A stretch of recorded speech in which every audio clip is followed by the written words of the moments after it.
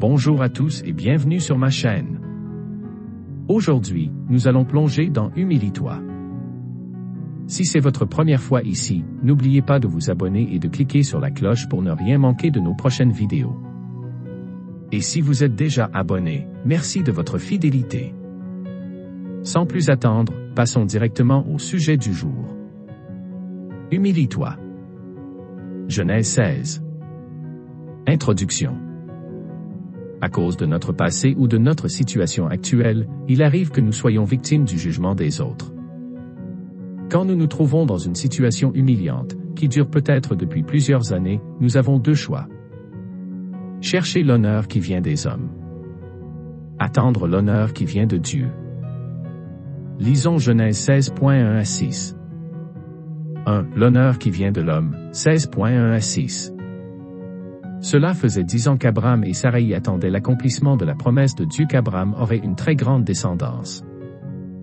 Dans le passage précédent, Dieu avait renouvelé sa promesse envers Abraham et avait fait alliance avec lui. Il faut croire qu'ils étaient à bout de patience, puisqu'ils ont voulu prendre eux-mêmes les choses en main.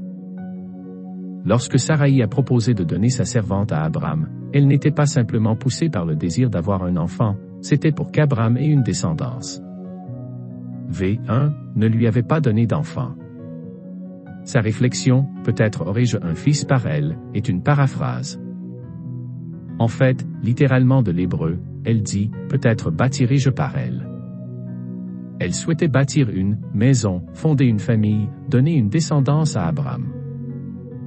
Les documents trouvés par l'archéologie montrent que c'était une coutume de l'époque pour une femme stérile d'offrir sa servante comme mère porteuse.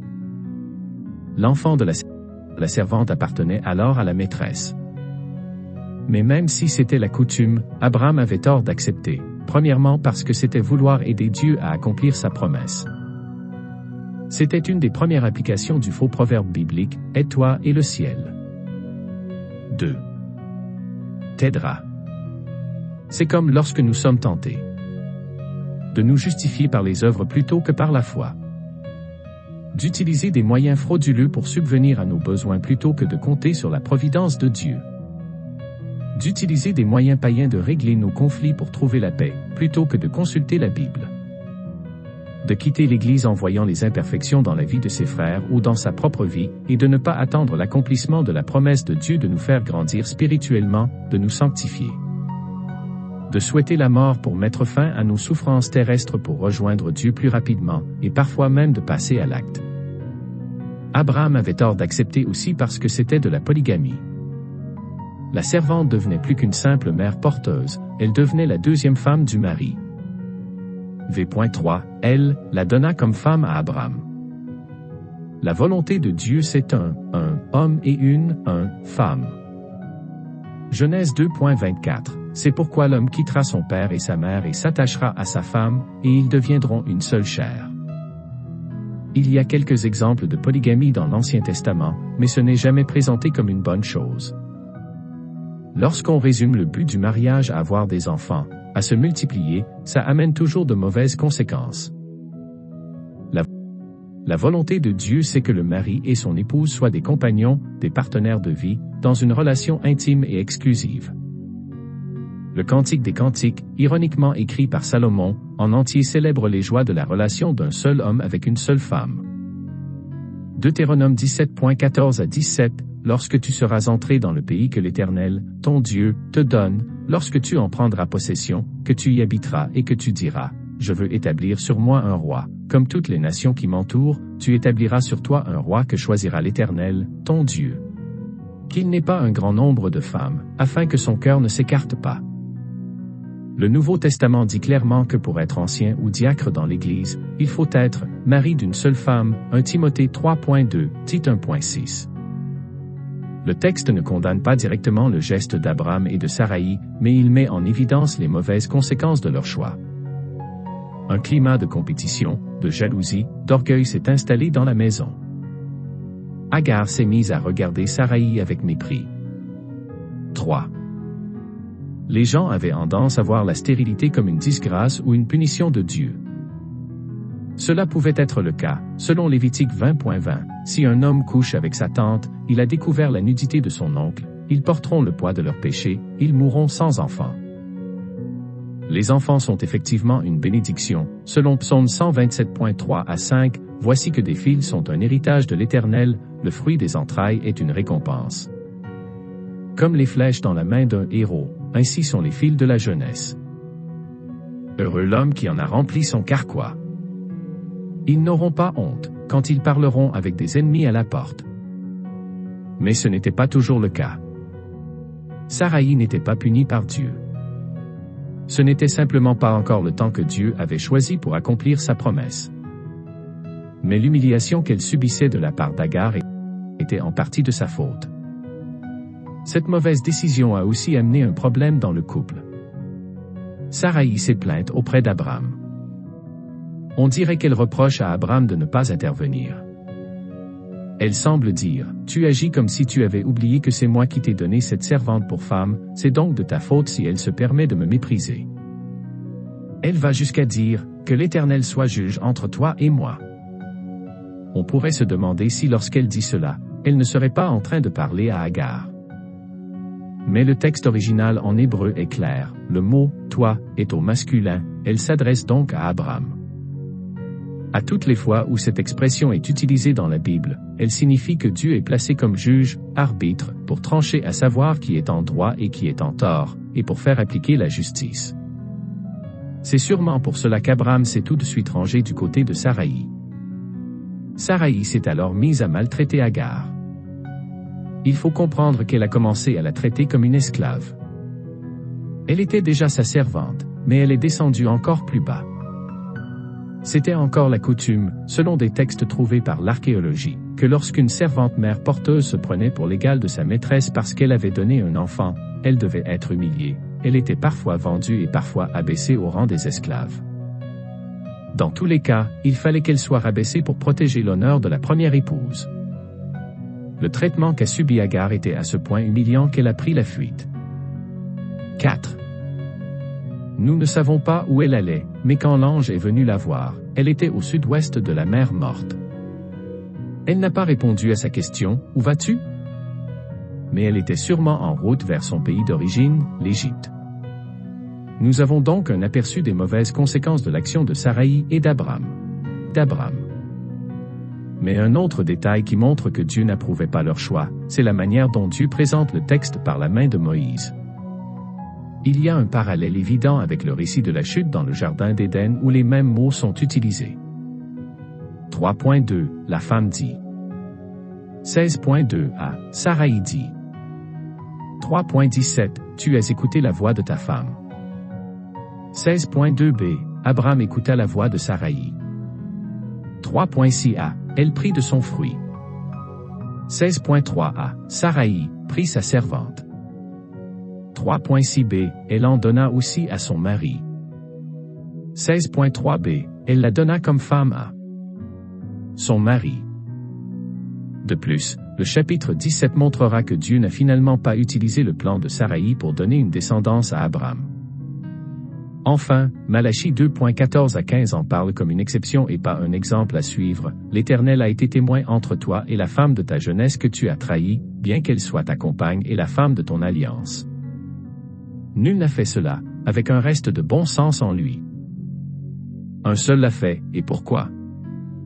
Parce qu'il cherchait la descendance que Dieu lui avait promise. Prenez donc garde en votre esprit, que personne ne trahisse la femme de sa jeunesse. Pour résumer la faute d'Abram et de Saraï. Ils ont refusé de s'humilier devant le Dieu souverain, pour attendre patiemment l'accomplissement de la promesse de Dieu. Ils ont cherché l'honneur par un moyen humain. Lisons Genèse 16.7 à 15. 2. L'honneur qui vient de Dieu, 16.7 à 15. L'ange de l'Éternel était un représentant de Dieu devant Agar. Il parlait au nom de Dieu. C'est comme si Dieu parlait directement. Au v. 13, il est dit que c'est l'Éternel qui lui avait parlé. 5. Alors que Saraï et Abram croyaient avoir été oubliés par Dieu, que Dieu ne les regardait plus, Dieu a montré qu'il voyait ce qui se passait, qu'il n'avait pas perdu le contrôle. Agar faisait partie de la maison d'Abram qui servait l'Éternel. Elle avait manifestement la foi. Et Dieu a vu son malheur et l'a secourue. Psaume 10.14, tu as vu, quant à toi, la peine et la souffrance, tu les regardes pour prendre en main leur cause, c'est à toi que s'abandonne le malheureux, c'est toi qui viens au secours de l'orphelin. Psaume 12.6, parce que les malheureux sont opprimés et que les pauvres gémissent, maintenant, dit l'Éternel, je me lève, j'apporte le salut à ceux contre qui l'on souffle. Agar a appelé Dieu Ata El-Roi, toi, le Dieu qui m'a vu. À cause de cela, le puits a été appelé la Haïroi, le vivant qui m'a vu. Agar allait être bénie à la condition qu'elle s'humilie et retourne habiter dans la maison d'Abraham. Humilier, c'est le même verbe hébreu qui est traduit par maltraiter. Elle devait donc accepter de retourner être l'esclave de Saraï. Elle devait cesser de la mépriser. Lorsqu'il est dit qu'Agar méprisait Saraï, ce même verbe est traduit par maudire dans 12.3, je bénirai ceux qui te béniront, je maudirai celui qui te maudira. Toutes les familles de la terre seront bénies en toi. Agar allait recevoir la même bénédiction qu'Abraham, une descendance innombrable. Elle s'est humiliée et Dieu a tenu sa promesse, la descendance de son fils Ismaël a formé les peuples arabes. Agar devait donc s'humilier et accepter la vie que Dieu avait choisie pour elle. Nous devons aussi accepter la vie que Dieu a choisie pour nous. Galates 3.8 à 9, 26 à 29. Êtes-vous à Christ? Pour cela, vous devez vous être humilié au moins une fois devant Dieu pour reconnaître que vous êtes un pécheur et que vous avez besoin du sacrifice de Jésus à la croix pour être pardonné. Être à Christ implique de suivre son exemple. Philippiens 2.5 à 8. Dieu nous a peut-être placés dans une position humiliante que nous devons accepter. Travail. Famille, couple. Handicap physique. 1 Corinthiens 7.20 à 24, que chacun demeure dans l'état où il était lorsqu'il a été appelé. As-tu été appelé en étant esclave, ne t'en inquiète pas, mais si tu peux. 6. Devenir libre, profitant plutôt. Car l'esclave qui a été appelé dans le Seigneur est un affranchi du Seigneur, de même, l'homme, libre qui a été appelé est un esclave de Christ. Vous avez été rachetés à un grand prix, ne devenez pas esclaves des hommes. Que chacun, frère, demeure devant Dieu dans l'état où il était lorsqu'il a été appelé. L'enfant est né et c'était un fils, tel qu'annoncé par Dieu, et il a été nommé Ismaël, Dieu entend. Ce qui est intéressant, c'est que c'est Abraham qui l'a nommé Ismaël. Il avait donc cru l'histoire d'Agar. Dieu s'était donc servi de l'humilité d'Agar pour donner une leçon à Abraham et Saraï. La prophétie à propos d'Ismaël s'est accomplie. Les différents peuples arabes ont toujours été isolés par rapport aux autres peuples. Selon Genèse 25 et Juge 6, les Ismaélites ont vécu dans le désert. Mais ils ont été très nombreux et prospères. Conclusion.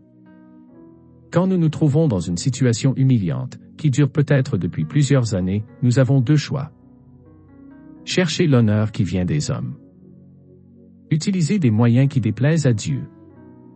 Attendre l'honneur qui vient de Dieu. Il faut parfois attendre toute sa vie pour sortir de l'humiliation, mais au paradis les croyants seront élevés au niveau du roi des rois. Mais de notre vivant, même dans l'humiliation, nous devons réaliser que nous sommes honorés d'être les serviteurs de Dieu. C'est en Jésus-Christ que nous sommes honorés. 2 Corinthiens 12.7 à 10. Et pour que je ne sois pas enflé d'orgueil, il m'a été mis une écharpe dans la chair, un ange de Satan pour me souffleter, pour que je ne sois pas enflé d'orgueil. 3 fois j'ai supplié le Seigneur de l'éloigner de moi, et il m'a dit, ma grâce te suffit, car ma puissance s'accomplit dans la faiblesse.